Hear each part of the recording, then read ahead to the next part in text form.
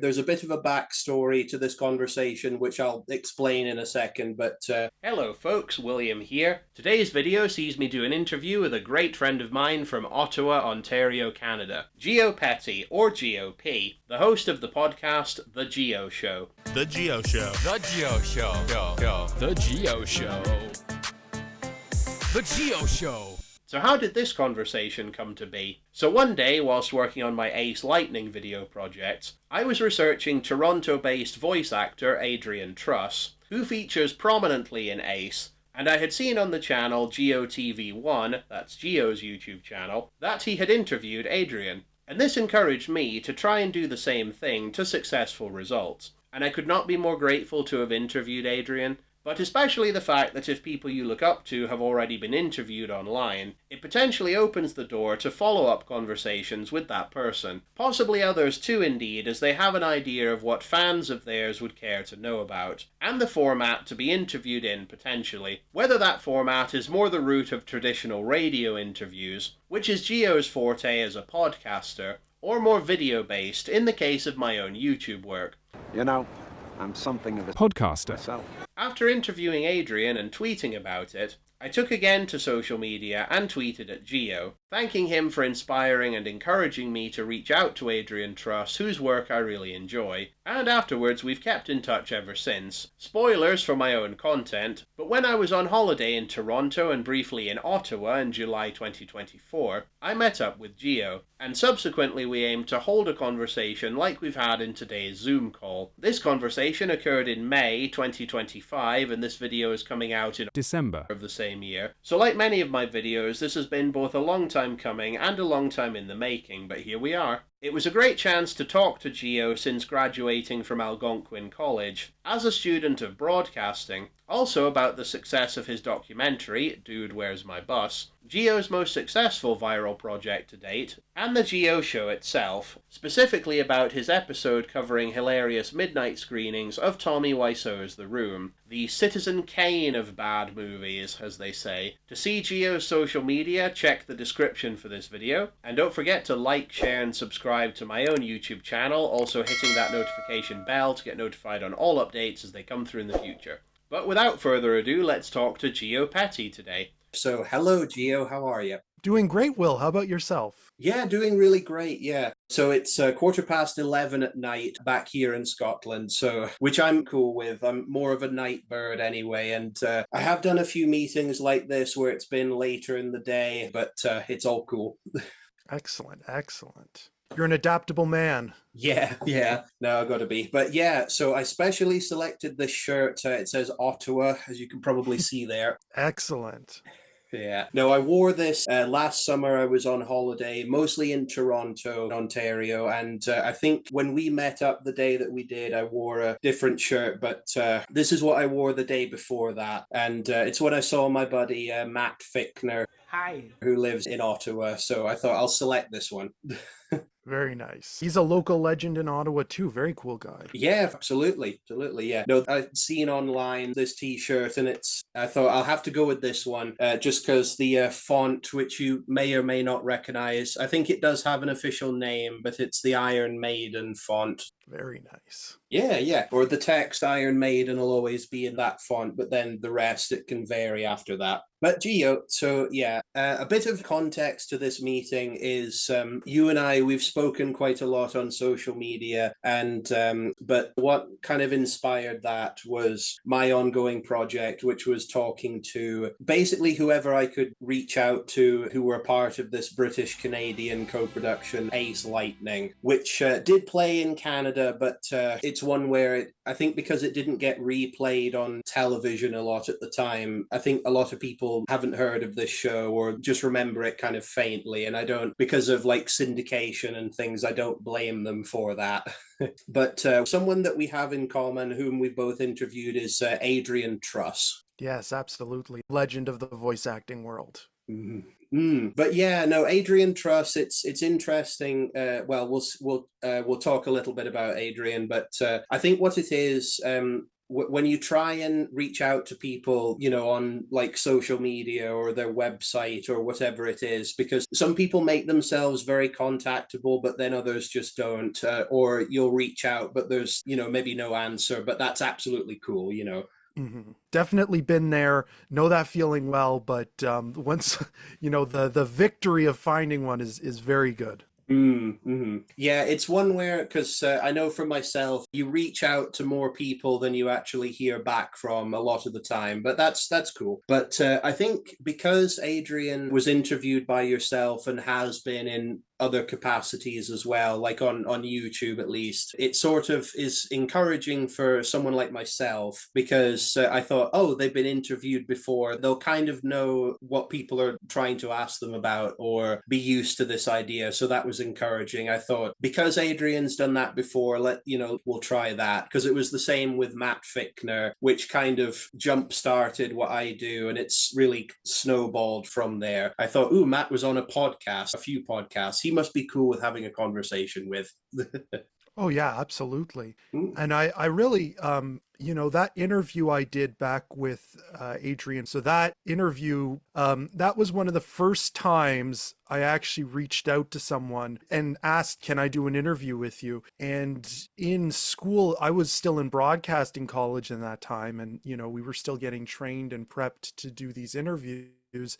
And I remember thinking to myself, at that time we were incentivized by our professors to, you know, pursue ideas for content, whether that be curating your own show on the radio as far as music, curating it with interviews, etc. And I decided, well, I really want to get in touch with people for interviews. And, you know, I've been learning, you know, you kind of get taught to do interviews. And I thought, oh, this is the perfect opportunity to reach out to people I admire. So I went out and did that. And, you know, Adrian was the first person I ever talked to, and you mentioned snowballing. He was technically my Snowball, the producer of the Snowball. And I really thought to myself, you know, this is a chance to talk about what I'm passionate about and talk to people who have been a part of things I am passionate about. So I reached out to him, and, you know, he was gracious enough to do an interview. And, you know, I'm really thankful for that opportunity, mostly for the fact that he's, you know, a busy person and he's doing stuff, and to be able to take the time to talk to someone who at that time I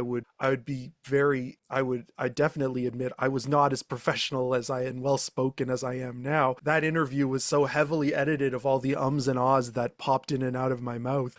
So it was quite incredible to talk to him, and, you know, breathtaking as well.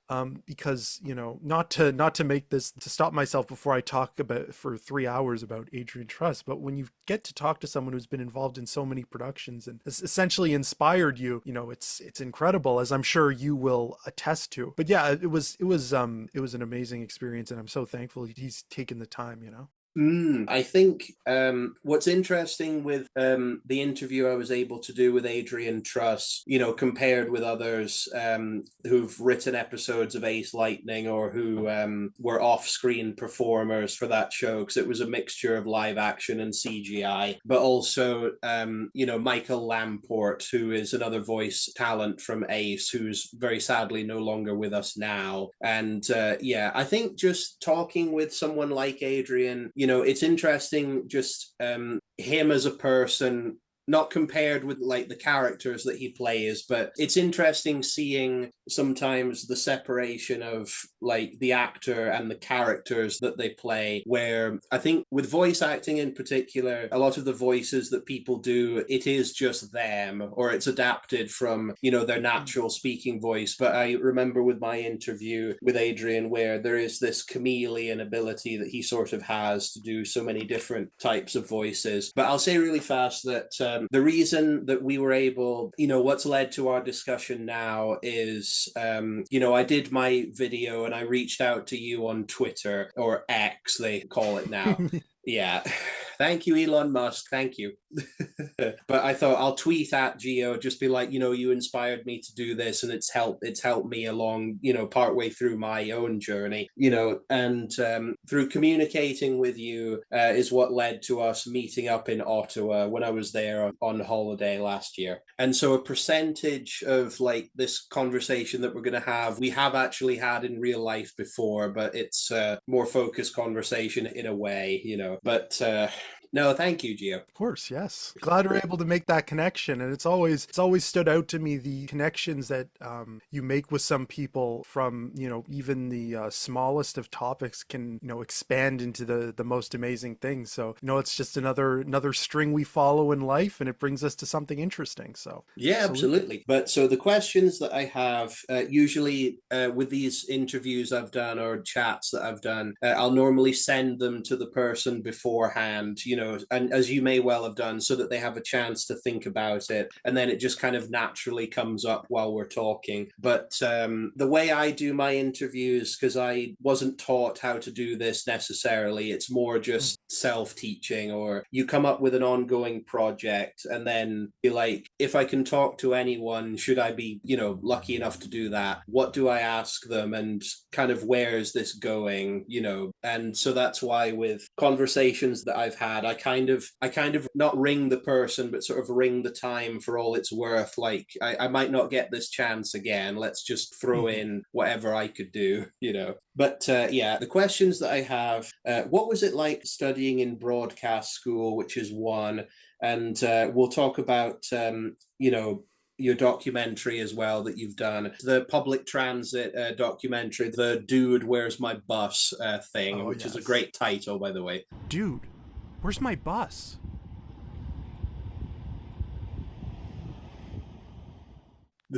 On YouTube, and the success of that and kind of where that's going, because I know you've got some ideas for that project. And number 3 is one of your episodes of the Gio show, which I've heard quite a bit of at this point, was to do with The Room, the Tommy Wiseau movie. Yes.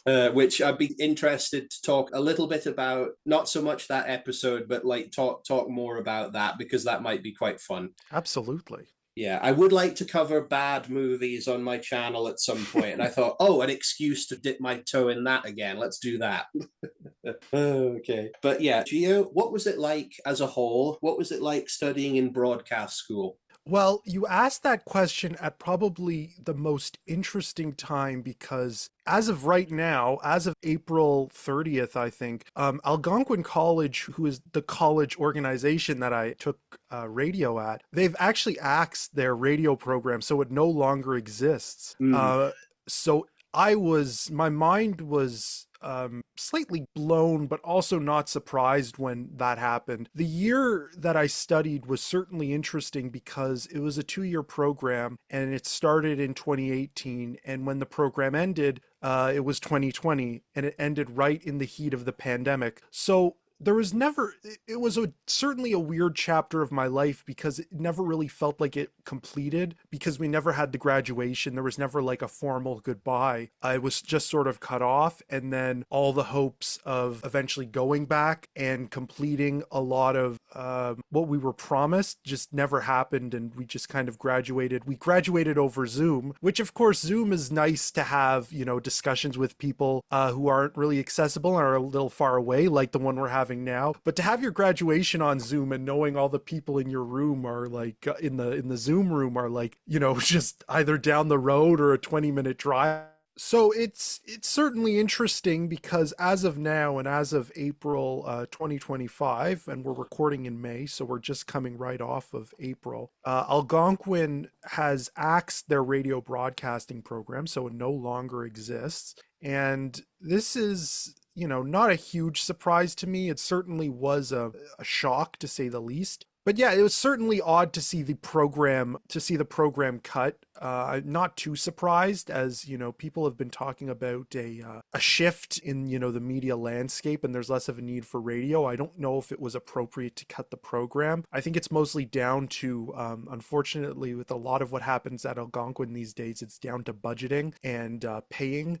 And there's a bunch of sub campuses that had to be completely closed because of issues with management and mostly on cost. So it's certainly sad to see, and it's sad to see that that's one of the issues that got it closed. But it was certainly an interesting experience, and an interesting experience to me as someone who had 0 foot in the game of going into radio, and learning the ranks and learning everything. And I can certainly complain about a lot of things in the program, but I would say that it's certainly been beneficial to myself. I've learned so many things, and it certainly pointed me in a direction of where I wanted to go with my life. And yeah, it was probably one of the most, people talk about going on trips to find themselves. I'm not one of those types of people of saying, oh, I'll go to Europe, I'll go to Lithuania, and I'll find myself. People go on those and they try to find their purpose. They'll go somewhere and find themselves. Really, for myself, I think I found who I was in radio and finding out what I wanted to do. Because really, coming out of high school, the only thing I realized at that point is, I wanted to do something related to media, related to the things I like, related to, maybe film or television, but I didn't really know where to take that. And unfortunately, high school wasn't the most nurturing of those interests. I could go on for hours about, being shut down by teachers and stuff about, oh, you can't be into that. That's, for kids, or that's weird. So it was definitely nice going into, a college and being able to be in an environment that nurtured these things and, made you think, oh yeah, you could pursue this. This is definitely something normal that you can do. So it was certainly an interesting experience, and certainly a lot of the memories and things I've learned I'll never forget. So it was quite the experience. I can't say it's as crazy as the other college experiences that people will have, where it's like, oh, I was partying and there was all this crazy stuff happening, as mine were mostly quiet in a studio. But I will say I look back at them very fondly, and shaped who I am. Me too, in a way, except I was studying art, so I was still in a studio, except it's a different kind of a studio, Exactly. Shared in a way, shared experiences. Yeah. Well, I think it's interesting. It reminds me, because I remember you told me before about the program that you were a part of, how that's been axed now. And it's like, yeah, you were involved in something that now technically doesn't exist, but you think, no, that was still really useful, and that's really special. Yeah, no, it's strange to know that it's gone, and in a way an experience that no one can. Well, I mean, you could technically go to other schools, and a lot of other institutions that have had it have axed it earlier, but it is weird to think that it's an experience that you have that, and not as a bragging point, but no one could really do, like it no longer exists. So maybe that portrays me as a dinosaur and I'm archaic, but it is quite it's an interesting lens to kind of view it like that. So yeah. Yeah. As well as because when you graduated, what was that like? Because it was over over Zoom, and did you see, like, you could see everyone on screen, and you think to yourself, yeah, we don't live that far apart, but circumstances, because this was the COVID days, as I like to call it. Yes. That's why that was the way that was. But yeah, what was that like? Well, it was funny. I have a bit of an antidote from that, is that around like so what happened is that the convocation and, the whole, what would be the equivalent of walking up to the stage, grabbing your diploma, shaking someone's hand, and then, looking at the audience and walking off. That was held on, I believe, a YouTube live stream. So you couldn't participate in that, but you just watched the live stream. And I think it was like someone would read out the names and there'd be a little picture that popped up. And then afterwards, what happened is for 30 minutes, your class, or I guess your program would join in a Zoom call, and you'd have 30 minutes, and that was it. And I remember before the call started, and I was taking I'll always remember this now, and I feel so strange about it happening, is that of course, with Zoom, there's the action of you click to be admitted into a room, and then you wait for the room to be admitted. So I took the call, which was probably my first mistake, in my living room, or I think the dining room, which is a publicly accessible area. And I was waiting to be admitted into the call, and I didn't realize that A, I did not have my microphone muted, and B, my camera was on. And I just remember my mom was around, and she was curious. She got me she at least tried to keep the cheer of the graduation party. So she purchased some balloons that said graduation, and she was like, peeking in, and I didn't know if I was on yet. And so she was kind of coming in from the left side. I'm like, shoo. No.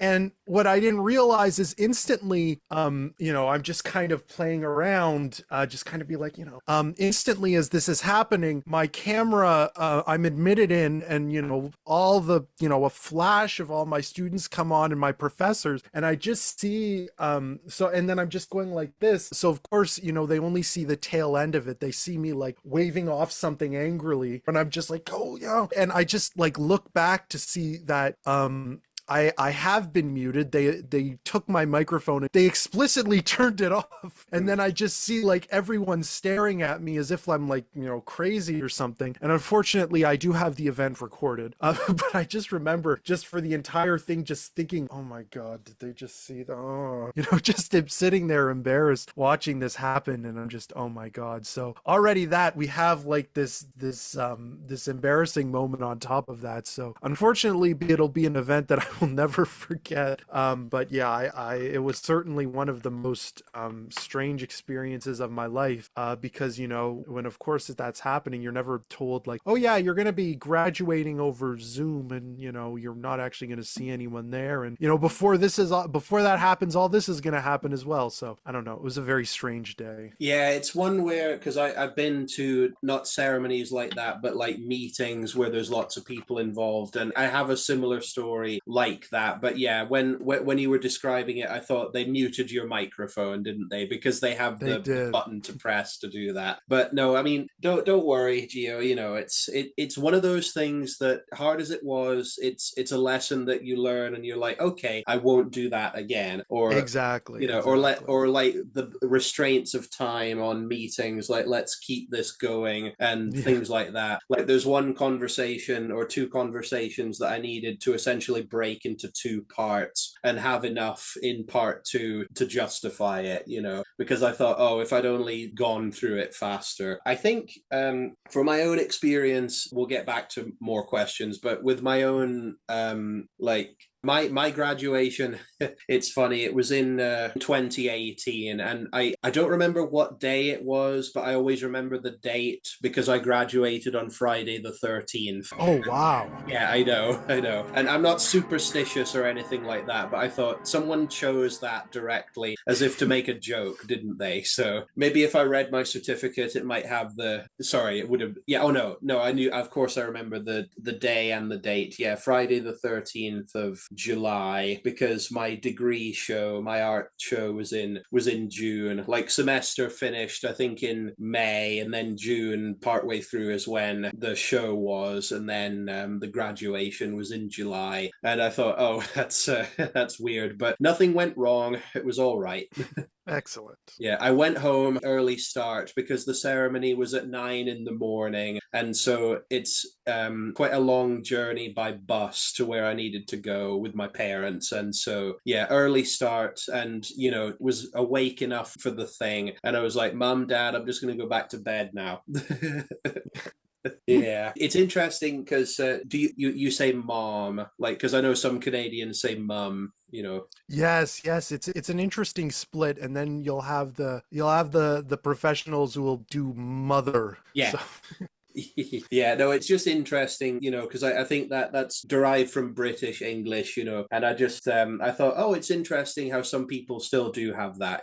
Oh, absolutely. Yeah. Oh, yeah. So we'll just get this here. No, when I was studying, it's a bit different now because I was doing fine art painting, and then there's another discipline, contemporary art practice, which incorporates that. But you can sort of go wherever you want to thereafter. It's kind of a vague name in a way. But I think painting and CAP, it's basically merged together now. Which made sense because we always had lectures together, like the painters and the CAP students. So, and I think that was going back to money. I think that was just to save money on having one person in charge of all of these students rather than having two people in charge of half as many. So it's budget cuts, I suppose, but also the art, which is still technically what you were studying in a way, it's a form of that. From universities, those tend to get the brunt of the budget cuts because it's whatever. It's like, oh, yeah. Come on. It is really unfortunate because we've, as time goes on, we're going to see more people are looking to rely on computers for the arts. And it's unfortunate because, we say we want to continue supporting the arts. We want to be there for the arts. But then, as a direct response, we cut the arts. Governments cut funding for arts. They cut programs for arts. So it's really is this mixed messaging. And, but, it's sad to see, but hopefully as they say, a phoenix will rise from the ashes, and it's rise from the ashes, a stylistic division. My fingers are crossed. Yeah, exactly. All right, fingers crossed. I got my fingers crossed. I got my fingers crossed. Something I would be remiss to bring up, Gio, or not to bring up, is are you familiar? He's another Ottawa native. Are you familiar with Tom Green? Oh, absolutely. Yes, definitely. I've met him once. Oh. Very briefly. He signed I wish I had it on me. He signed a VHS copy of his show that he actually produced for the local Rogers station. But yeah, he's definitely one of the, I guess if you'd have a roster of Ottawa legends, like forever, he'd definitely be one of them. Yeah, oh yeah. No, I just thought I'd say, because I know that Tom Green studied at broadcasting school, but I think because his dad was in the Canadian military, so the family moved around as a lot of people will. But I think he's from Petawawa originally, or he'd gone to high school in Ottawa, or maybe he was old enough to be at high school in Petawawa and then did a bit of it over in Ottawa. But that's kind of where his career began, from skateboarding to going around on the streets annoying people. And exactly. Yeah. Got this new business idea. Undercut the competition. Follow that pizza guy to his next delivery. We're gonna try and undercut the competition. Yeah, I should have brought, because my shirt that I wore when we met in real life, it says Undercutter's Pizza. Which, if you're familiar with that prank, that's one of his, Pop, pop, pop, pop, pop, pop, undercutters. Absolutely. Yeah, I hope as well, because when you said you'd studied broadcasting, I thought, oh, that reminds me, Mr. Green. But do you like, because he was able to write, direct, and star in a movie, Freddy Got Fingered, if you're familiar with that. I have yet to watch, and I feel it's a disservice as a proud citizen of Ottawa. I have yet to watch Freddy Got Fingered. I've been meaning to. I've seen enough of it that I feel like it would be something that I would unironically find some comedy in, and I think I've seen a few reviews on it. But yeah, that's definitely one I need to check out eventually. Sorry, I am listening. I've just got my DVD copy over here, if I can get Oh, this excellent. Let's find it. Yeah, here we are. So this is from the United Kingdom, so it has rated 18 in the bottom corner. Very But there's nice. Mr. Green. Wow. Yeah. So good they sent it over to Europe. Yeah. Here's one. So dumb, it's genius. Classic. Excellent. Yeah, it's one that hasn't reached cult status quite yet, because I know Tom Green wants to release a director's cut, which would probably just be, I know, which would probably just be, there's some deleted scenes on that DVD, and I know there's a couple more, but it would probably just be the initial cut of the film before it scored really low in the focus group, and they had to change everything. But I thought you said it was the best thing. Because, Gio, it's a movie, it's designed so meticulously to not be liked, Everything in the movie is designed to not be liked. If you're familiar with his comedy, it's like to shock and disgust and confuse, right? Right? It's like designed to shock and disgust and confuse, right? You know, Exactly. so that half the audience will be incensed by it, and then the other half will be laughing at those people for not liking it. So it's like, I think the idea of the movie itself is the joke, really. Yeah. Hopefully I'll get round to reviewing that movie this year, hopefully, because I'm 28 now, and there's like an ongoing joke in the film, which you may be aware of Tom saying, you know, for heaven's sake, I'm a 28-year-old man. I'm eating a chicken sandwich. No, you're not.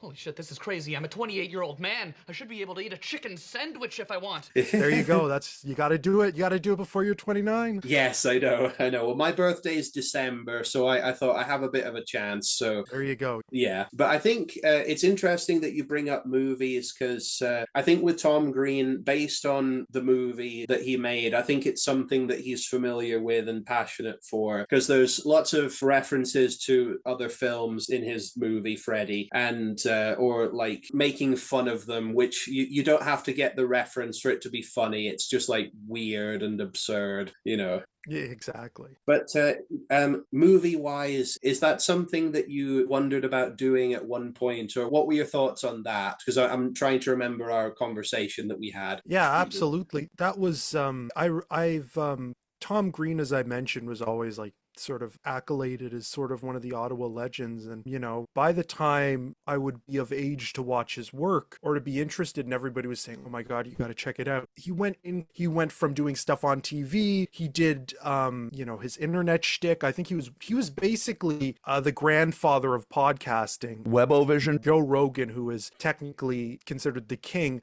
essentially, you know, as explored in a video, I think Elephant Graveyard did a great video on it. You know, Joe Rogan ripped off the idea of his podcast from Tom Green's online live shows that he used to do. The web show, I call it Webovision. When I built my Because it studio. didn't really have a name yet. Yeah, I just called it Webovision. And then from Tom Green, but going back to what I was saying before I go on a whole different tangent, Tom Green went from that and he started doing, I think online content rather than content on TV and in movies. And now I know he's done some stuff for Amazon Prime recently. But really at that time when I was, 16, 17 years old, he was nowhere to be found. But eventually I found a copy of his show, his Rogers Local Access show on VHS, the one I mentioned I got him to sign years ago. And, I watched that and I'm like, oh, wow, this is really interesting. His humor doesn't hit my particular, I'm not the biggest Tom Green stan, as the kids say these days, but definitely he's one that I could watch and be like, wow, I really appreciate his comedy. But I never was able to touch the movie because I have this sort of like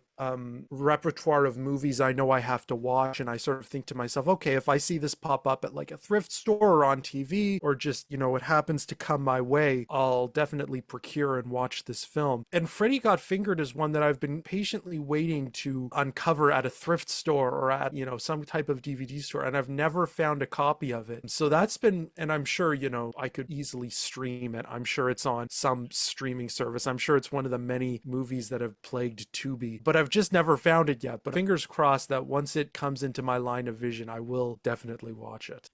Yeah. Cross!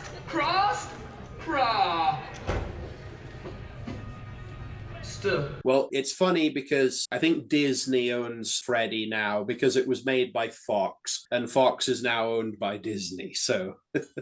Yeah, it'd be quite funny to see that put out on Disney Plus. Oh, yeah. You do get R-rated movies on Disney Plus, like, Predator and stuff that Fox made. Because as a grown man logging into Disney Plus now, I sort of see everything listed like Cinderella, Predator, and everything in between. Ooh, but what was Tom Green like when you met him, Gio, or did you not get to interact terribly with Mr. Green? It was very brief. I met him because he was holding sort of a bit of a protest. There was a monument in Ottawa called the Chateau Laurier. I almost forgot that. And it's basically this huge hotel downtown in Ottawa, not too far away from Parliament Hill. I couldn't even dream of probably standing in there because it'd be too expensive. But this is basically a landmark of Ottawa culture. And there were plans at the time, and I don't think they went through with it, to renovate the building, basically take out this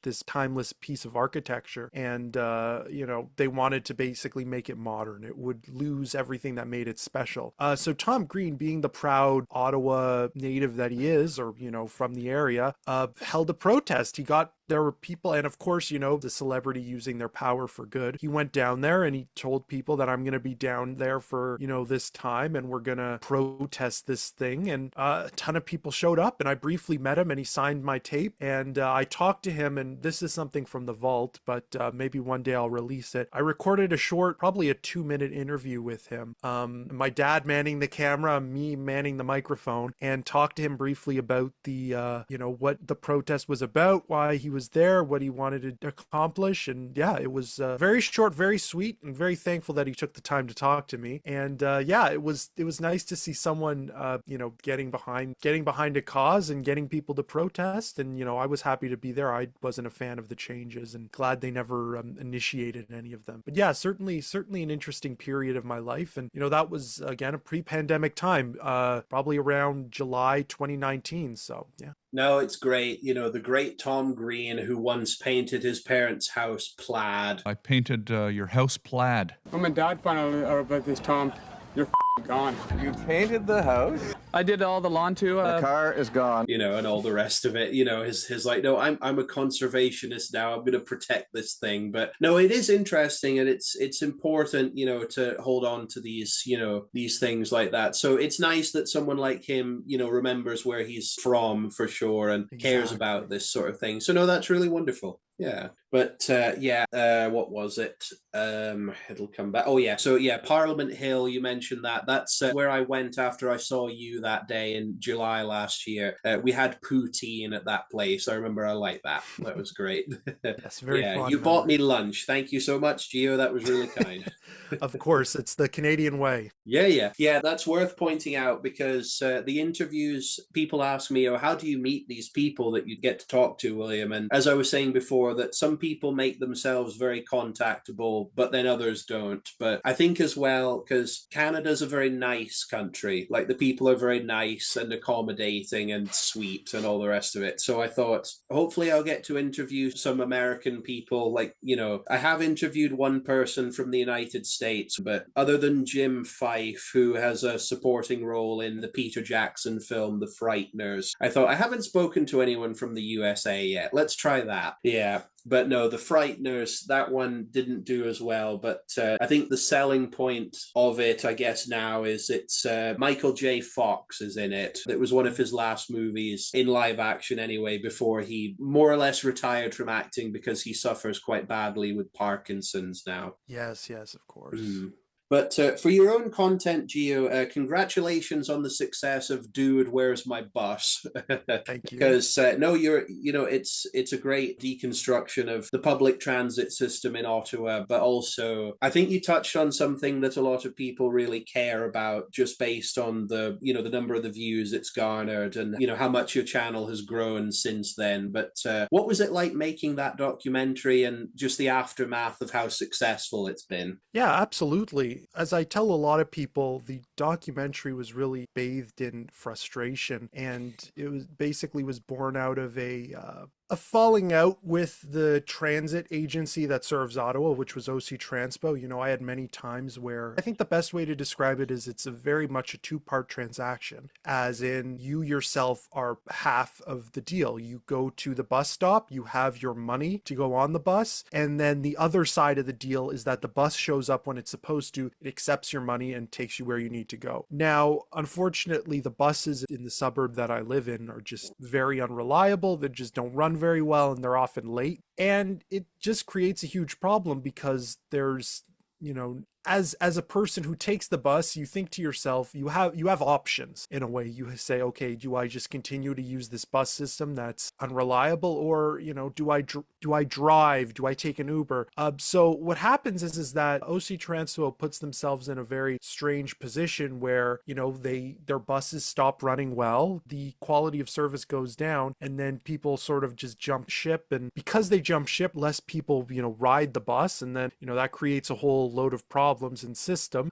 So basically, I decided to take this as the point of view as the person riding the bus and investigate what was happening to find out, dude, where's my bus? So it really takes you down the rabbit hole that I went on, which is, I'll be honest, I went into it not knowing how the system worked very well. And I learned about basically how it works. And I try to, reiterate that to the viewer. But I have to say, I'm very proud of what it grew into, especially as I joke again, it was born out of a place of frustration. And I noticed that, if you really follow that specific trend of video on YouTube of people getting upset about stuff, it usually doesn't really end up well, as in, turns into a negative experience. But I'm really proud of what it flourished into from there. I'm really proud to just talk about how the film has taken off. Ottawa's small. So when somebody makes it from from Ottawa, it's a big deal. The one thing I say about Ottawa is that nothing really goes viral in Ottawa. A lot of people say it's the city that fun forgot. Because Ottawa's not Toronto. I certainly don't agree with that. But I definitely was not producing this with the intention to go viral. I mostly made it with the intention of hoping that people who are decision makers in the transit system see it and hopefully make changes and want to implement changes and make the system better. But what's great is that from that documentary, it blew up in ways that I could never imagine. And it really made people think about the transit system and what buses and, and getting around. And, for a lot of people who ended up ditching the bus and went back to driving, it really made them consider, okay, this is what's happened. And yeah, it's done amazing. And I couldn't be more thankful and couldn't be more proud. And thankful again, we talked at the beginning about, getting in touch with people and interviewing and the fact of finding people to talk to you about things. And I couldn't be more thankful that people have taken the time to talk with me and taken the time to talk about this issue. And, people like yourself who are amplifying it, talking about it and promoting it. So I couldn't be more blessed. And it's been a wild ride. I think I remember sharing that on my own social media just because I think I did at least. I remember, enjoying it a lot just because I think because you said it so well that there is this trend on YouTube and other sites where if you're complaining hard about something, then people, like to watch that because they feel the same way, or they're like, maybe not for a topic like this, but they're sort of laughing at the person, like, you're really bothered by this, if it's for a trivial issue, but this is like a legitimate concern. And I think in the documentary towards the end, there's someone that says, yeah, I have been laid off from various jobs because of the transport system. Exactly. And it's like, yeah, I don't know how it works in Canada, but I think in America, like if you get some of your earliest jobs and you don't drive, they'll say, so how will you get to work then? It's like, well, I'll take a bus or I'll take an Uber or something like that. But I think for some people, that's not the answer that they want to hear. It's like, well, I don't really know what you're expecting because they're fresh out of high school, really. So, but are you a driver now, Gio? Like, or how's it working out? That's a bit on the back burner for me. I actually, it's something that I found from the few times have gotten behind the wheel to attempt to drive. I'm actually a bit nervous behind the wheel, I'll be perfectly honest. So it's something that definitely there is work. I've been working behind the scenes to sort of correct that, but it's been a bit of a process, but I am working towards that. I think I want to, if I do eventually get on the road, which God willing for all the drivers in Ottawa or wherever the car takes me. But I definitely want to make it so that there's a balance where, the car comes in, but I still also want to use public transit where we get a balance there. Because I think the thing that made me the most sad about all the comments I saw in the release of the documentary are people who said, I reached my breaking point and I completely started using a car and I'm not, taking public transit anymore. And I think that, yes, that does solve the problem partially. That does also add another car to the road, another car to traffic that, could have used the bus. And of course, not trying to delegitimize their claims. And, of course, that's people's choices. But for myself, I definitely want to continue to use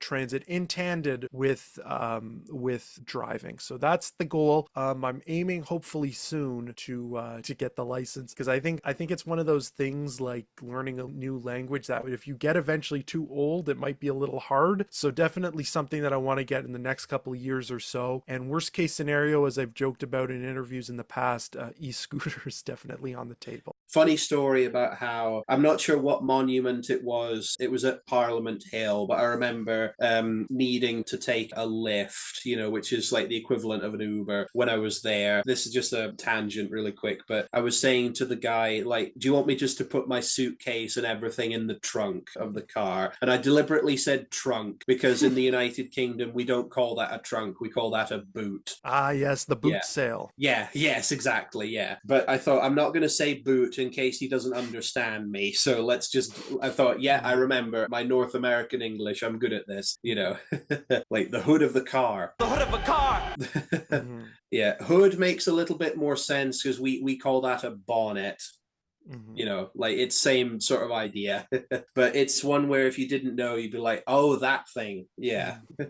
But I was quite surprised and kind of sad and disappointed to see, the OC transpo problem, because I thought there's nothing much like that in the country that I'm from. I think sometimes the public transport isn't fun to ride, like if there's rowdy passengers or whatever it is. But the routes I take are okay. But like, I think it's less so a reliability problem, which you bring up a point of that in the documentary, where it's sort of like, if other nations, like in England, for example, can do this so well, can't we do the same? Like, what happened?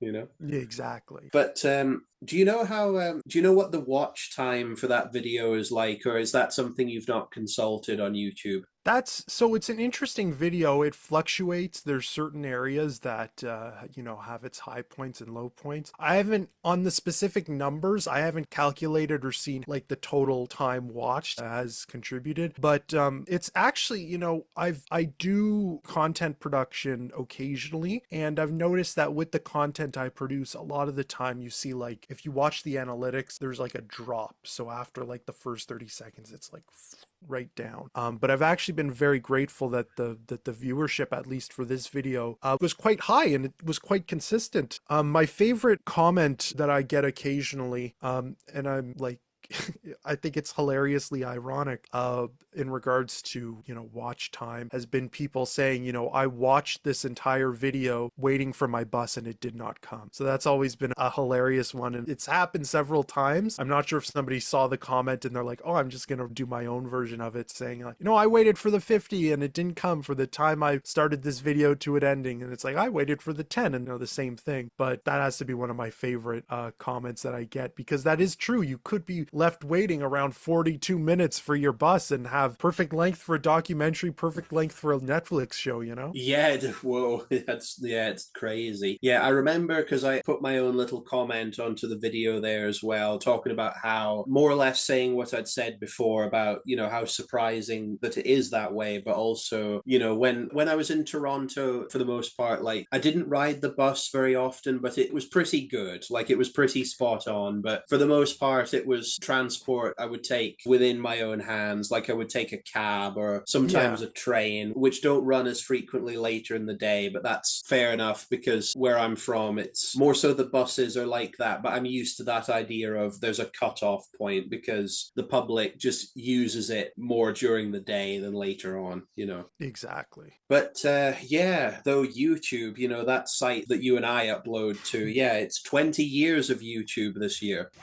Wow, yeah, it's amazing. It feels strange saying it's been around for that long, but it has. It wasn't like as popular, or it didn't have the same format at first. I think it's only like 2007 onwards, because it started in 2005. I was consulting, I know the year is correct, but I was consulting Wikipedia, which of course is a website that you can contribute. Anybody can write whatever they please on Wikipedia. So who knows if it's true, because there's a bit of a conflict where I believe it was founded in February 2005. Ooh, Valentine's Day. On a Valentine's Day. And but it says, although it was launched, okay, yeah, that sort of makes sense, where I think founded originally in February that year, but didn't go live until like the end of April that same year. So I suppose you can reconcile that. That makes some sense, you know. But congratulations on it, Gio. You'd be really proud of that, because it's a big achievement, you know, that it gained so much attention, because it's that topic is a point of contention for a lot of people. And I'm sure they're just like, thank you for doing this, because it said everything that I was thinking, you know. Like anecdotally, there's people out there who say like, that's my experience. Yeah. Yeah. I didn't just want to go all out and say, you know, just ask you like how much money you made from this thing. Exactly. Yes. Because that doesn't really interest me. Anyway, carry on. Yeah, no, it's a tricky subject. Yeah, because I think it's a similar story with me, where like YouTube is the thing that I'm most active on, and on X now I'll share content that I've made that way. Just, I think, you know, my mum was saying to me like, why do you need accounts on so many social media sites? It's like, well, to circulate, you know. I think most of what I do, if it wasn't for like, for example, Facebook, then I think, you know, you wouldn't get half the attention you receive unless you cast that net a bit further. But yeah, I think like you and I, it's not for fame or money or anything like that. We do this because we enjoy it. But, you know, when you grow up with this thing and you're kind of, you know, most familiar with it, that's where you want to try and go, you know. Exactly. Well said. Yeah. Not for fame or money, just as a lifestyle. That's what we want to do as our job. But yeah, I think YouTube, because it's something that I've grown up with particular content creators, you know, I don't try and imitate them, like particularly. I try and think, what could I do that's like, you know, unique to me, or say stuff in my own way, like the Freddy Got Fingered review, which I'm going to try and do. I thought, you know, I've got some interesting takes on that movie because I didn't grow up with it. It's more like fresher in my mind. But yeah, but you mentioned Tom Green's stans, which is like a, you know, Eminem expression, you know, if you're a fan of his, because that's my familiarity with Tom Green, because M made fun of him in one of his songs, as you may well know. Oh yes. Sometimes I just want to get on TV and just let loose, but can't. But it's cool for Tom Green to hump a dead moose. Sometimes I want to get on TV and just let loose, but can't. But it's cool for Tom Green to hump a dead moose. Sorry. No, I love it. No yeah, worries. Exactly. Yeah. Something that was a bit more cerebral, dare I say, about that song is in the next verse makes fun of the Bum Bum song, you know. My bum is on your lips. My bum is on your lips. And if I'm lucky, you might just give it a little kiss. My bum is on the cheese. Bum is on the cheese. If I get lucky, I'll get a disease. You know, it's one of those things where if Tom Green isn't completely to your taste, you personally or anybody, it's actually okay, because it's supposed to be annoying and stupid. That's his crazy, you know, vision of comedy. I've got this nutty idea and everyone's gonna love it. I'm just gonna do this crazy thing and everyone's gonna love it. Yeah. Yeah, but where do you see YouTube going in general, Gio? Because I know you're interested in making a sequel potentially to Dude, Where's My Bus? What would be in that, do you think? Or are you really figuring that one out? Well, it's interesting. I don't you mentioned YouTube is 20 years old basically, and we've seen although YouTube stayed relevant throughout that period, we've seen content evolve from that release. You know, we've seen, you know, television is not as, you know, it's not as on the same peak as it was then. We've even seen, you know, other platforms in a way overtake YouTube. You know, TikTok, you could argue, has, you know, a very similar user base and is kind of stealing from YouTube, and YouTube has stolen, you know, ideas from TikTok. Like, I mean, YouTube Shorts is basically, you know, TikTok videos, and then, you know, Instagram comes in and it's like, hey, we're doing Reels as well. So you can see there's a lot of adaptiveness trying to edge into that larger market. But, you know, one thing I remember when I was making the documentary, and what relates to what I was saying there, is that, you know, I had a conversation with my dad about it, and, you know, at that point I was working on the documentary for basically a year, and, you know, I've been compiling stuff, and my dad asked the question, he's like, you know, when's it going to it come out? And I'm like, oh, I don't know. And then he asked the next question, which was, how long is it going to be? You've taken a long time working on it. How long is this going to be? And I was at that point, it was still a rough cut. And I was thinking it was going to be closer to an hour. So I'm like, I don't know, maybe around 50 minutes, 60 minutes. And I remember my dad was like, 60 minutes. And he's like, people aren't going to watch that if it's 60 minutes. What are you doing? Like he was thinking, and of course my dad, he'll, not to say my dad doesn't watch anything that's 60 minutes, but, he'll watch TV, but when he's online, he'll go on Facebook Reels or Instagram Reels and stuff, and you'll watch short form content. So there was the thought that the video wouldn't, his assumption was because we're in this environment where everything needs to be shorter, more concise, we're flipping the orientation of it too, the video wouldn't do well. And luckily I was actually really scared, and I'm like, oh God, do I need to make it shorter? Do I need to do this? So I had no idea. But luckily, thankfully, I didn't do that. I didn't cut it down. It ended up being 40 minutes, which was entirely just coincidental and just trying to get the most important parts of the documentary in there. And it performed well. The video, succeeded my expectations. It exceeded anyone's expectations for it. And so it really made me realize that, and this could be the lesson for anyone, if you just make a high quality product and you make something with the intention of it to do well, and specifically not for the intention to, make it that, people's attention spans are going to be too short, no one's going to watch this, it will do well. If you make it for that, not that if you do it in that way, but if you make it with the sense that I'm making a high quality product and making something that is, I'm passionate about, your work will come out on top. And I think people will clearly see that's something that you've put effort into. But I've found to myself that when I try to make content that is attention grabbing and intentionally is trying to pounce on the viewer and trying to, get as much popularity as possible, that content ends up having the opposite effect. So you kind of have to stay true to who you are, and which is easier said than done in some cases, but I'm very happy that I was able to follow what I believe. So it's hard to say with YouTube. I think that it'll remain a great place for people to share videos, but I think it's slowly trying to edge in on that TikTok market even more, and especially with what they promote. So fingers crossed, if we do a sequel, it performs as well.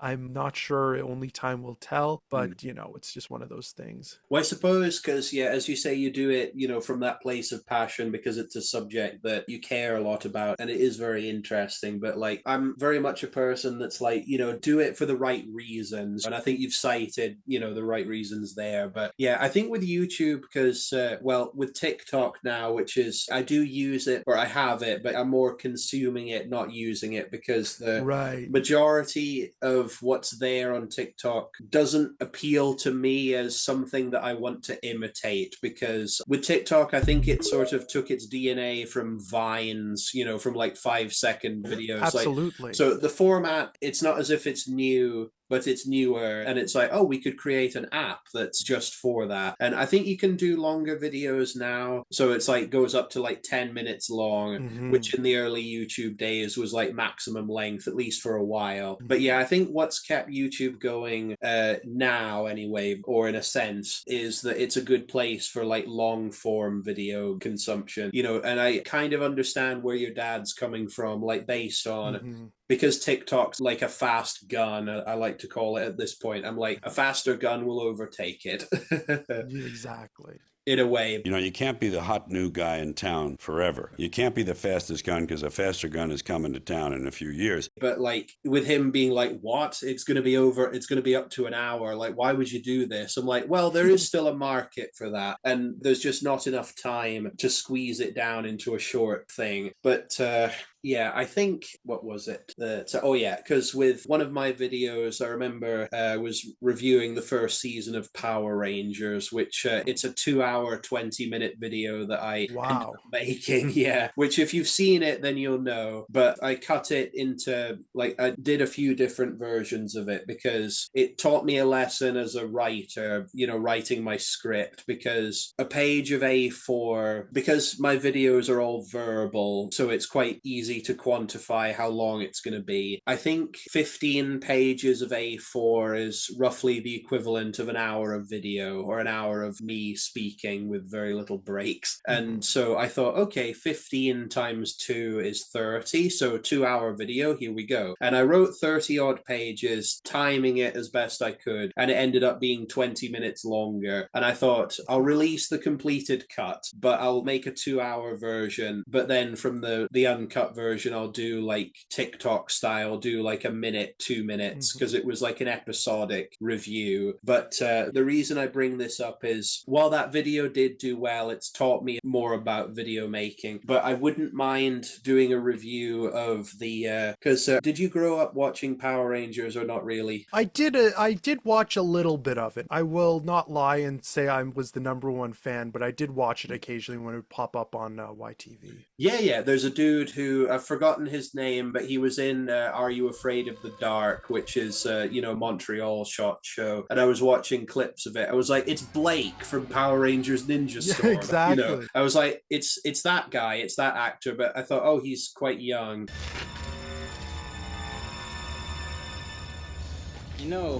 I don't think we're supposed to. Because that was when the show was shooting down under in New Zealand, as it has for the last 20 years to save money. I was like, you flew out to New Zealand for this? Like, oh, cool.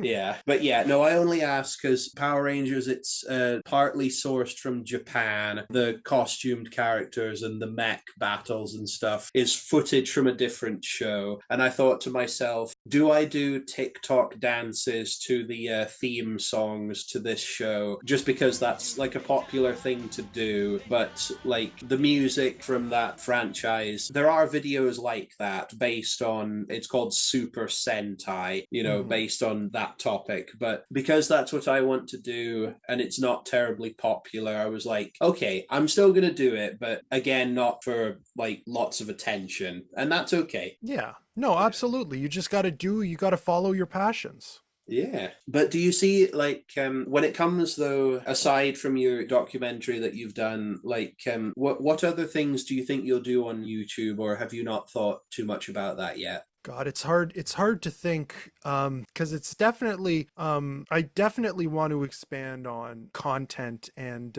making things, because I think that, YouTube content itself is the future in a way. It's really, well, not the future, but I feel like a lot of content aggregation will move there. I've noticed that every time a local news affiliate does, a story of some sort, where they will share the story is YouTube as well, besides broadcasting it. YouTube is really just such a melting pot of a platform. And, I've thought about that a lot, and I've thought about, what do I want to do? Do I really want to throw my hat in there? And obviously, as most people do, you dream about, the things you could do if you had the ability. Like if I was able to leave my job for a couple of weeks and just lock in and do solely YouTube content, your mind sort of expands. It just goes, you just think to yourself of all the things you can accomplish. And, I dream about that ability. And, I do love the thought of it. So I have definitely considered that. And, in future, I've really thought to myself, I've been blessed in a way, thanks to the documentary, as I sort of have an in now to possibly, obviously not as a full-time career or a full-time job, but to, in a sense, produce content in some capacity that people will watch it. And people will, I know that I won't probably, it's hard to say or to bet if, I will have that same influx as the transit documentary, but, the opportunity to do so is definitely one that runs around in my mind a lot. So definitely, yes, I do see there's some sort of future for me. What that will be, time will tell. And obviously, as I've sort of alluded to, it has to take a back seat, as I'm sure when push comes to shove, you don't have a lot that you can really dedicate to this time, but it's definitely something that I'd love to explore. Absolutely. No, and this leads to our last question about your podcast in a way, because obviously, like, you've done episodes of the Geo Show, which is on Spotify, and if you haven't checked that out, please check that one out. So we'll plug that. But thank you. No, it's okay. Yeah. The Geo Show. The Geo Show. The Geo Show. The Geo Show. The Geo Show. The Geo Show. The Geo Show. But I suppose because recording things like audio only is definitely different, and I'm not going to say it's quicker, because it's not, because I have a friend who wanted to start his own podcast and has tried a few times, and I was editing the second episode that he was doing, and I was like, even if I'm not in the episode, can I just I can do episodes of it for you as well? He's like, yeah, absolutely. So no, these things take time, but it depends, I think, on what you're wanting to do. But what did your parents think, when you interviewed Adrian Truss and then that came out? Because obviously he's done lots of animation for, kids shows that you and I have grown up with. But what did they think? Well, it's always interesting to see the public's perception of what you do, and by extension of what you enjoy. As I sort of alluded to earlier in the conversation, there's been a lot in my life that has, I've sort of been, in a sense, I don't know if this is the correct term to use, but I would say that I've been shamed by a lot of people for my interests, specifically higher ups, and I've been sort of taught to sort of hide that, and in a way, this is probably not my term to use for the situation, but closet it in a sense. Yeah. And I was basically put down on a lot of things in regards to that. And what I love when I did that podcast specifically, or any of the ones I did, especially my earlier ones, whether that be talking with Adrian Truss or Julie Lemieux, who's another Toronto-based voice actress, and many others. I've talked to for example, Neil Crone, Kevin Frank, Loretta J. Felice, a lot of incredible voice talents, and it almost felt like I was regaining that power back. We gotta take the power back. As almost being told, oh, you can't do that, and saying, well, actually I can, as slightly pretentious as that sounds. And I think it is interesting because the interviews themselves, I feel they sobered a lot of people, in the fact of a lot of people who aren't really familiar with that type of television don't really think a lot goes into it, or a lot really happens behind the scenes, because it's like, oh, it's a kids show. Well, what do? They just, somebody makes the animation, some guy gets behind a microphone and talks, and well, no, there's a lot more that goes into it. So I think for a lot of people, including my parents, it was quite interesting to hear these types of conversations that, you wouldn't really be privy to, and you wouldn't, and of course, my family in general aren't really huge animation people, not just like my parents, but by extension, my aunts and uncles and, some of my cousins, they're not really looking for interviews with these types of people. So, the conversation is quite interesting to them, because they again, you're being sort of introduced to a world that you're not really aware of. And so that was the type of thing that I hope to accomplish with the show, and technically did accomplish, which I'm very happy about, and what kind of keeps me going to continue to do what I do, and sort of hopefully to spread that kind of message I've sort of alluded to, where there's things that's perfectly normal to like what you like and just to enjoy, and to be able to have that message spread by some of the people who by being able to say, I made a career off this. I think it's pretty powerful and incredible, and I'm very thankful to be the person, in a sense, delivering that message. No, it's incredible. No, I mean, it's similar, well, in a sense, similar to me. Like, if you have crazy, goofy ideas, you do sometimes get cold water thrown on them. And I remember saying to you, after we'd had lunch, I think, when talking about how North America, it's a much younger part of the world, shall we say, than European counterparts or whatever else. We're a much younger country. You can make the analogy to people. Older ones are wiser, more sophisticated, more jaded for that reason too. And as a result, I was saying that, people are, more exuberant and optimistic and encouraging and stuff like that. And, exuberance, can't knock us for that. I mentioned, if I can bring this up, I mentioned that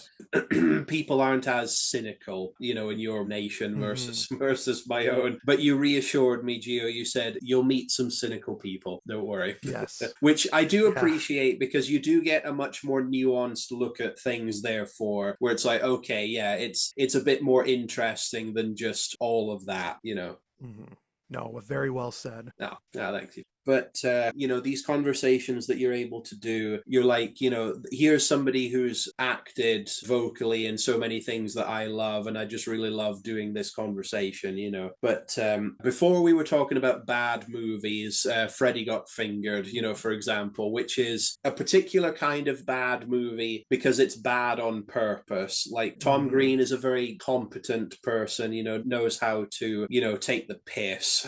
I want the poo-poo off my bum. And, understands, you have to understand what you're making fun of before you make fun of it, shall we say. But this leads to talking about The Room, the Tommy Wiseau magnum opus, because The Room, which I do have a copy of, even though it's buried somewhere, I was trying to find it in this thing, what I call the nerd cabinet. Yeah, there is a bit of an Easter egg, Gio, because you probably noticed this is Canadian vodka, the Crystal Skull vodka. Oh, of course, Dan Aykroyd. Yes, Mr. Aykroyd, yeah, my favorite. I have one over here, which there's one on the back, or there's quite a number over there. But this is the Aurora Skull. That's the crystal head. Oh, very nice. Yeah, Beautiful. It's shiny with the light I've got reflecting there. But the late Larry King, God rest his soul, him and Dan Aykroyd were doing an interview a number of years ago, and they both had a shot of Crystal Head vodka, and I think it almost killed Larry King, but no, it's strong. No. It's incredible. Yeah, he gets it. He's like, very nice. Oh, boy.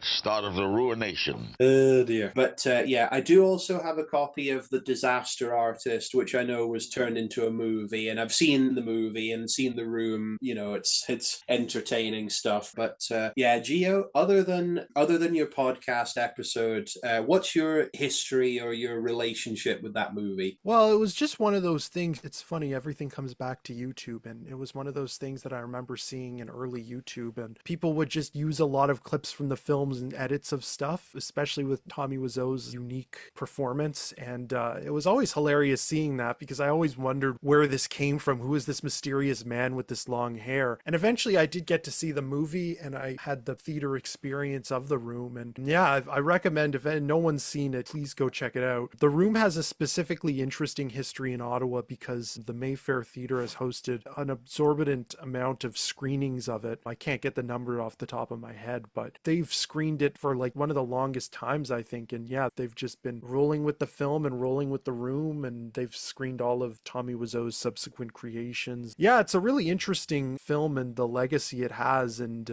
very interested to, bringing that into my podcast range of view is always something I was interested in doing and was able to do. So it was a pleasure to talk about it, even in a slightly negative context, but Yeah, it's that thing of, because from what I understand, Tommy Wiseau wanted to make, and that movie's 2003, I believe, or at least I think it came out on physical media at that time. But from what I understand, Wiseau wanted to make a dramatic film, and if you watch it, you can sort of see how he would want that to be interpreted. But I think when he realized that it was getting a lot of attention, he changed his mind, just saying like, oh no, I always wanted to make a black comedy, because I think the DVD that I have on the box, it says it's a black comedy, and I think that was his solution, not to talk trash about it, even though people have, but I think he made it out of pure solid ego, and then when he realized it was a failure as a drama, his solution was to lie, to say, oh no, I always meant it as a comedy, so he can still bask in that pure solid ego of his. Because obviously it's something which you talk about in your podcast, about how I've only ever watched it at home, like just myself watching it, and just watching it at home where there's just you, there's no crowd reacting to it, you just think, yeah, nothing happens in this movie of much consequence, because when you watch it at a live screening, it's basically like Rocky Horror Picture Show, where there's an interactive element and you're supposed to say this here and do that there, kind of thing. Exactly. But so you got to throw the spoons. Yes, it was quite the experience just watching it live. It's vicious to see the way they chuck them at the screen. It's like It is an experience. There were definitely spoons thrown. It was crazy. Yeah, I'd looked up, there's a cinema in London, England, who, when they show it, they explicitly say no metal spoons, only plastic exactly. ones. Just as you can well understand, in case of an accident happening, which, not good. Yeah, it can get crazy. Yeah, I think the movie itself, though, certain lines that Tommy has, or Johnny is his character name, but it is just inflections of his that people make fun of, of the way he says things, of him just being weird. And I don't want to be rude about him or anything. It's just that's the enjoyment of this film, oh, hi Mark, or hi whoever. Hi doggy. And yeah. Yeah, no, the inflection is amazing. Yes. Oh yeah. I did not hit her. It's not true. It's bullshit. I did not hit her. I did not. Oh, hi Mark. What was the one? Oh, yes. No, it was a screening. It's the guys from Red Letter Media, who I'm a big fan of, as you probably are familiar with them. They're YouTubers. Oh, yes, absolutely. But the guys from Red Letter Media had been to a screening in Milwaukee, where they're based, and they tried to play the film print of The Room, and it wouldn't work, so they switched over to the DVD, and for whatever reason, they had the subtitles on. Yeah, and the subtitles include all the lyrics to the song. So in addition to the typical fare of throw the spoons and yell at the screen, the whole theater became a sing-along. That's amazing. Yes. I thought, I want to see this movie on the big screen. No, absolutely. One day, definitely try to get the chance for it. I'm sure someone will be interested. Yeah. Oh, dear. Purportedly, it cost $6 million to make it. That's how much was spent on that movie, which is a legitimate, low budget movie kind of budget. And you just think it turned into this, Yeah. Yeah, it is crazy. What I might try, Gio, is I did this parody song on my YouTube channel where there's a song, it's not terribly popular, but it's called Take Me to a Disco. It was used in viral marketing a little bit. And I found myself singing new words to the song. And so my version is Take Me to a Shit Show. Oh, how perfect. Yes, which a buddy of mine sung for me. Take me to a shit show. Because I thought, my demo of it was silly. It was supposed to be bad, but I thought, let's try and get someone who actually sings professionally to do this. So I thought, when I cover The Room, again, probably with Freddy Got Fingered as well, I'll use that as opening fanfare. Oh, that's amazing. That's going to be great. Yes, yeah. I'll say, folks, so this is a terrible movie we're reviewing today, which means it's time to cue the music, just take me to a shit show. Da da da da da da da.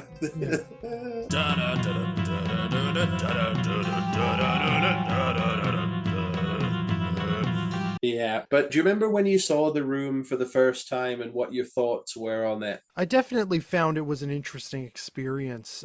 Yeah, just exactly what we described before. Just incredible, fanfare from the audience. It's just unbelievable, just overall, Yeah. It's one where I guess we could say, and it's a movie, I think, where you do well to equate your experience watching it to the live experience of watching it rather than the story itself, because it's lots of people standing or sitting in a room and talking and then they leave. And yeah.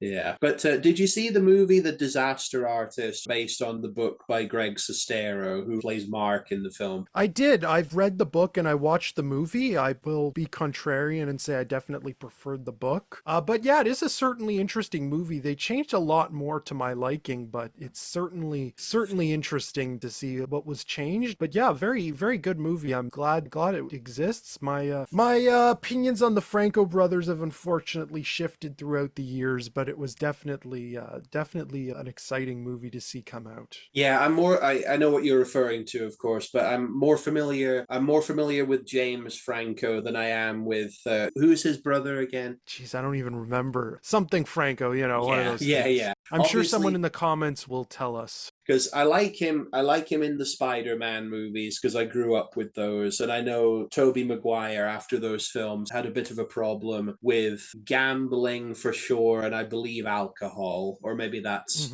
I know Tom Holland is like recovering from his alcoholism, which is I'm quite surprised, to hear about that, because we're the same age, he's 28 as well now. I thought, oh, that's, like, to be so young and to be in this giant franchise, But yeah, I think to go back to a lighter subject, J.J. Abrams has a little talking head moment in The Disaster Artist, endorsing it. The numbers probably prove how unlikely it is that you'll make it. And I thought, is this a film that you actually care about, JJ, or are you just here because you're a big name to try and aid this film? Yeah, exactly. Yeah. Lens flares? Because I don't know if the public were very interested in The Disaster Artist, the movie, because financially it didn't do as well from what I understand, or it could be because James Franco had kind of ruined his reputation at that point. I don't know. Because I don't know if it was around that time. Right. Yeah, I will say, because, I haven't read the book, The Disaster Artist, but from what I understand, the question of where Tommy Wiseau came from and how he raised money to make his independent film, I think Greg Sestero tries to tell you information that he knows the readers are going to want to know, but he's just sort of skirting around it, like he tells you what you want to know without explicitly stating things, so that if you were to read it, you understand what he means. But Tommy Wiseau, who has to approve the content of the book, probably didn't understand what Greg was trying to do. So he fooled him, basically. Yeah, exactly. It slid past his censorship. I think going back to the room of it wanting to be a drama, I think Tommy Wiseau does have legitimate influences and had ideas for what his movie was supposed to be like, because I think he's a big fan of Tennessee Williams, which I'm familiar with only in name, the playwright, and James Dean is a big one as well, even though I think he only did 3 movies anyway, something like that. So yeah, he had his ideas for how to make a dramatic film, and it just didn't work in that way. I will say that the recreations that James Franco does of scenes from The Room, I know this is staged and it's supposed to imitate the footage that we're seeing in split screen, but I thought it's not inept enough. It doesn't have the magic that The Room has. 100% agreed with that. It's just missing that oomph. Yes, yeah. I'm going to steal this point from Red Letter Media. Thank you, Mike Stoklosa from Red Letter Media. But it's everything about the movie is wrong, and it stays wrong at the perfect level of wrongness, to the point where you think, is this somebody's idea of a joke? Because you watch it, you're like, who made this and how is it so bad? It's like a mystery, No, absolutely. Because even if you didn't know, other than reading the credits, that the person that wrote it, directed it, and stars did all those 3 things, you work it out quite quickly. You're like, he did this, that man on screen with the long hair and the whatever face. Exactly, yes. He made this film, I can tell, because nobody would cast him. Yeah, no, that's it's a revenge movie. Yeah, him and Greg, they've gone on to do stuff since, but I think it's never quite blown up, because I think so many people try and make a movie and it's tough for them to do it because they have a day job that they're committed to so often otherwise. But I know he was just throwing money at the production left and right, and as far as bad movies go, most so bad they're good films are either action movies or horror movies, and this one's kind of unique because it's a drama. Absolutely. So many bad movies come out, but not all of them blow up the way The Room did. Oh, absolutely, yeah. But a good wrapping up point, Gio, is, Tommy Wiseau, even though your vision was terrible, you made this movie. And he did it. You finally got it out there. Yeah, because I do want to read the book because it'll probably be framed a bit differently, but it is nevertheless this sort of underdog story of impacting the world, not in the way that you anticipated, but you still managed to get somewhere. So I think that's more what the movie goes for, is this triumphant, feel good, we did it sort of thing, Yeah, well said. I hope you like my comedic movie. Wow. I'm glad you like my comedic movie. Exactly how I intended. But no, this is a dream come true, Gio. Thank you for this, because this meeting was a long time coming, but Absolutely. we did it. Yes, and thank you for the time. It's been great to speak, and and you keep doing what you're doing, because you're doing a damn good job at it. Oh, no, thank you. But no, thank you so much for your time. This is really, really wonderful. Of course, yeah. Yeah. It's been a pleasure. Yeah, but no, have a nice evening, and I'll keep in touch, and I'll send you a copy of this when it goes out. So Excellent. Yeah. Excellent. Thank you so much. I'm glad. I'm honored to participate. So no, cheers. We'll talk again soon. Yeah, if we'll talk again soon, we'll cross-pollinate, promote one another's things. Absolutely. All right, then. We'll see you. Cheers. Cheers. Now, bye, Gio. Have a nice rest of the night. You too. See ya. Thank you.